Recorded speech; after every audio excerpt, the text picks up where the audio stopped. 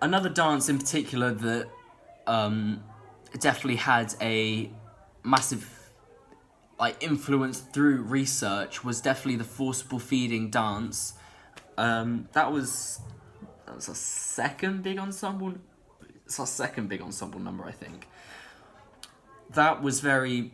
It was very much so forcible feeding. Obviously, it's kind of self-explanatory. Suffragettes went on hunger strike, so then the anti-suffrage movement would government, police. They unfortunately forcibly feed the suffragettes and stuff. So it was a dance kind of dedicated to that, and it was very one of the darkest pieces we had as a cast.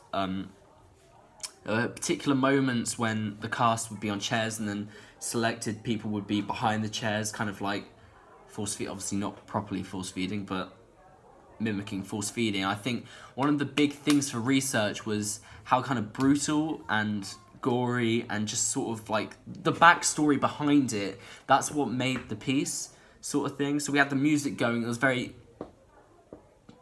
in beat sort of thing, and a massive part of it was definitely creating a character.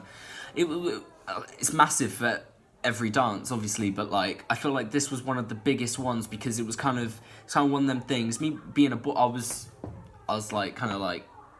I'm the one force feeding my partner, sort of thing. So I think characteristically it was very challenging because obviously it's not a very nice thing to do, and you don't want to kind of look aggressive. It's not a very nice thing to do. What I'm trying to say is, it isn't a very nice thing to do. You wouldn't like to do it. I don't think anyone would like to do it. But the fact that you got to get yourself into that character, into that mindset of being quite aggressive, quite forceful with your partner and stuff. I found that very difficult and stuff. And it was the research that definitely because they were brutal. So it was also a challenge, and it was also the research that kind of influenced it. Towards the end, it got okay because me and my partner, we found too much and too little. We found the middle sort of thing. So it wasn't all bad sort of thing, but that was research heavily inspired that. Sort of looking at